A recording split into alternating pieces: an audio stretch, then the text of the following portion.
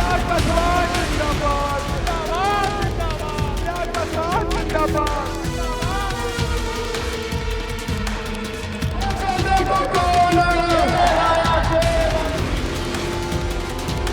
ये मैं जरूर स्पष्ट तौर से कह सकता हूँ बीजेपी सरकार बनने जा रही है।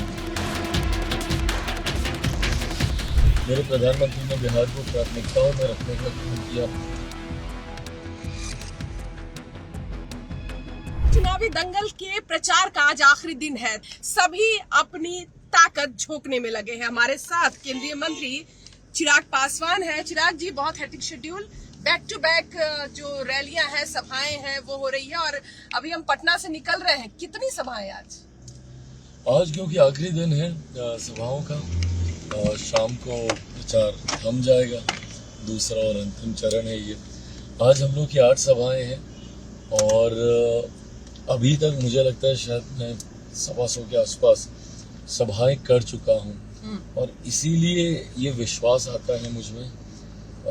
इतनी सभाएं करने के बाद, जनता के बीच जाने के बाद, ये मैं जरूर स्पष्ट तौर से कह सकता हूँ एनडीए की सरकार बनने जा रही है। लेकिन महागठबंधन कह रही है कि जब भी ऐसा हुआ है बिहार के चुनाव में, अगर वोटिंग प्रतिशत बढ़ा है तो वो बदलाव का संकेत है। वो कह रहे हैं कि नहीं, ये बदलाव तो हमारे लिए, ये वोट हमारे लिए है।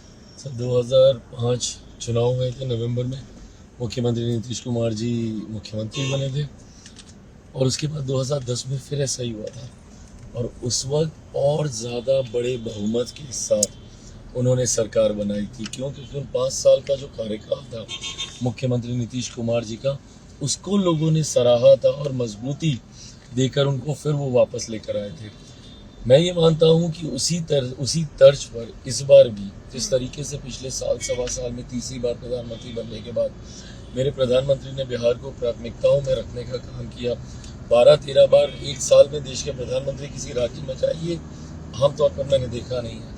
और चुनाव प्रचार में भी जिस तरीके से ही just leading in from the front, हर दूसरे दिन बिहार में रहना और जिस तरीके से वो सहजता दिखती है इस डबल इंजन की सरकार में, केंद्र और राज्य सरकार, और साल भर में जिस तरीके से विभिन्न योजनाओं का लाभ बिहार और बिहारियों को मिला है, तो मैं मानता हूँ कि विश्वास बढ़ा है जनता का हमारे डबल इंजन पर। और इस बार का जो वोटिंग परसेंटेज है, ये उसी दिशा में संकेत दे रहा है कि डबल इंजन की सरकार को मजबूती देने के ये मत प्रतिशत बढ़ा है। तो इस चुनाव को आप किस चुनाव से जोड़ने की कोशिश कर रहे हैं? आपको लग रहा है ये 2005 जैसा है या 2010 जैसा है? 2010 जैसा, मैं मानता हूँ कि 2010 जैसा है, जहाँ काम के आधार पर लोग आपको वापस चुनने का काम करें। पिछले 1.25 साल में ही अगर आप देखिए, एक के बाद एक जितनी बार मेरे प्रधानमंत्री बिहार आए, लाखों करोड़ों की परियोजनाओं को बिहार और बिहारियों के लिए समर्पित करके गए। ना सिर्फ शुभारंभ किया बल्कि उसका उद्घाटन कर उसको सुचारू रूप से चालू भी करवाने का काम किया। तो ऐसे में ये व्यवस्था अब बिहारी चाहते हैं कि बनी रहे और मुझे लगता है सिर्फ उसी को चुनने के लिए ये इतना उत्साह वोटर्स में देखने को मिला। सीमांचल है दूसरे चरण में और आप देखेंगे लगातार हर पार्टी जो है वो सीमांचल में अपना जोर लगा रही है। वो वैसी जो है वो अलग अलग प्रचार करते हुए दिख रहे हैं।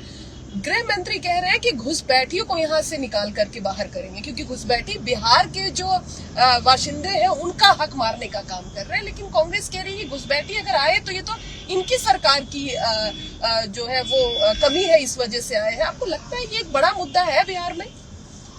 मैं खुद पहले अभी सीमांचल ही जा रहा हूँ। मेरी पहली सभा बहादुरगंज में ही है। वहाँ से हमारे प्रत्याशी मोहम्मद कलीमुद्दीन जी चुनाव लड़ रहे हैं। ऐसे में ये जो डराने की सोच है ना विपक्ष की, और इसीलिए मैं मुसलमान भाइयों से भी मैं कहता हूँ कि भैया कब तक आप डर के वोट देते रहिएगा। ये लोग घुसपैठिया इज इक्वल टू मुस्लिम, ये कंसेप्ट ही मेरी समझ में नहीं आया। मतलब कितनी सहजता से इन्होंने इस नैरेटिव को सेट कर दिया कि जब हम घुसपैठियों की बात कर रहे हैं तो मतलब हम लोग मुसलमानों की बात कर रहे हैं और उनका वोट काटा जाएगा। ये भ्रम फैलाकर झूठ बोलने की राजनीति विपक्ष करता है। सीए जैसे कानून को नागरिकता देने वाले कानून को नागरिकता छीनने वाला कानून बता के देश भर में आगजनी का माहौल बनाते रहे। कहते रहे कि भैया ये कानून आ गया तो तुम्हारी नागरिकता छीन ली जाएगी। आज इतने साल हो गए, बताएं कौन से मुसलमान की नागरिकता छीनी गई। और ये बात सही है कि किसी भी ऐसे व्यक्ति को इस देश में रहने का और देश के सबसे बड़े अधिकार मताधिकार का उपयोग करने का हक नहीं है, जिस देश का नागरिक नहीं है। संविधान इस बात को स्पष्टता से कहता है कि देश के नागरिकों को ही सिर्फ वोट देने का अधिकार है।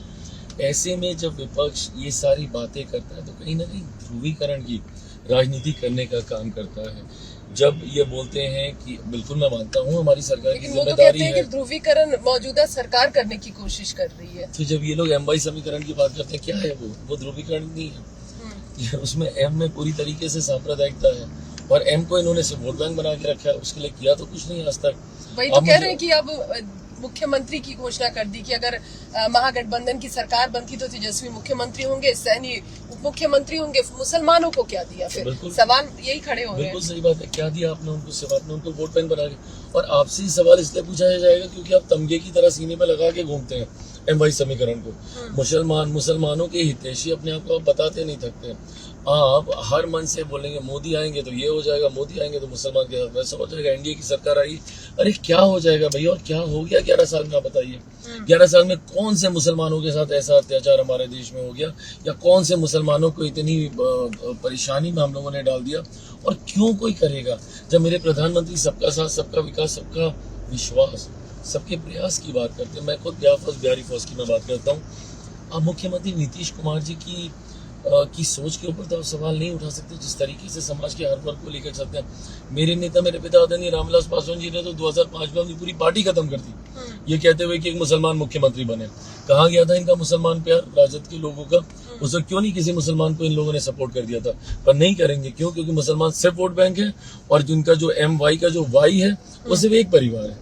खुद मुख्यमंत्री बनेंगे, जेल जाएंगे तो अपनी धर्मपत्नी को बनाएंगे, अगली पीढ़ी आएगी तो बेटा मुख्यमंत्री बनेगा, बेटी सांसद बनने का मौका आएगा तो बेटी को सांसद बनाएंगे। तो इनके लिए भाई में भी कोई गरीब भाई तो दिखता नहीं है, उसमें भी एक ही परिवार है। चिराग, जिस तरह से ये एनडीए की गठबंधन की बात करें, 5 पार्टियां हैं, कहा जा रहा है ये 5 पांडव है। आपको लगता है कि फर्स्ट फेज का चुनाव हो गया है, दूसरे फेज में एक दूसरे का वोट ट्रांसफर हो रहा है? क्योंकि एक सवाल बार बार खड़े हो रहे हैं कि क्या चिराग के जो वोट बैंक है वो दूसरे जो आपके अलाइज पार्टियां हैं उसको ट्रांसफर हो रहे हैं? बिल्कुल होगा, क्यों नहीं होगा। ये हम लोग पहली बार विधानसभा का चुनाव जरूर लड़ रहे हैं, but we have done this इस फॉर्मूले के साथ। हम लोग पहले भी चुनाव लड़ चुके हैं लोकसभा की। हम लोगों ने 19 का चुनाव एक साथ रहकर हम लोगों ने लड़ा, 24 का चुनाव, जबकि कुछ और राज्यों में जो अपेक्षा थी वैसे परिणाम नहीं है। बट बिहार उस वक्त भी फॉल्स नैरेटिव में नहीं गया था, उस वक्त भी आरक्षण, संविधान, ये तमाम मुद्दे उठाए गए थे, बट उस वक्त भी उस फॉल्स नैरेटिव में नहीं गया था। और उस वक्त भी हम लोगों ने साथ मिलकर बेहतरीन प्रदर्शन किया था। उस वक्त भी उपेंद्र जी भी थे, मांझी जी भी थे, मैं भी था, बीजेपी, जदयू, हम सब ने साथ मिलकर हम लोगों ने चुनाव लड़ा। 1924 में हम लोग अपने आप को साबित कर चुके हैं। आज एक सवाल हो रहे हैं, विजुअली देखा जा रहा है, जो विजुअल में आ रहे हैं, वीवीपैट के जो चिट है वो समस्तीपुर में मिल रहे हैं। स्ट्रांग रूम के कुछ विजुअल है वो आरजेडी अपने सोशल मीडिया प्लेटफॉर्म पे डाल रहा है और कह रहे हैं कि शंका है इस बात की, चुनाव आयोग को पत्र लिख रहे हैं, शंका है कि वोटिंग जो हुई और जो गिनती होगी उसमें कुछ घालमेल है। देखिए, ये मैंने भी तस्वीरें देखी है, मुझे नहीं पता कि इसके पीछे की सच्चाई क्या है, एंड आई बिलीव कि एब्सोल्युटली जांच का विषय है। It's a matter of concern, हम लोग के लिए भी मैटर ऑफ कंसर्न है इस तरीके की चीजें। हम लोग एनडीए की अगर मैं बात करूं, हम लोग हमेशा से निष्पक्षता के साथ एंड विद एक्सट्रीम ऑनेस्टी के साथ हम लोगों ने चुनाव लड़ने का हम लोगों ने कार्य किया है। बूथ कैप्चरिंग होती है, ये सब राजद के ज़माने में ज़रूर हम लोग देखते थे। उस वक्त जब बैलेट पे चुनाव होता था तो मेरे नेता मेरे पिता आदरणीय रामविलास पासवान जी के माध्यम से ये एक्सपीरियंस मैंने किया कि कैसे ये लोग बूथ कैप्चरिंग करा लेते हैं, बक्से उठा के ले जाते हैं, ये करते हैं। तो ये कहीं ना कहीं राजद की संस्कृति में ऐसा रहा है।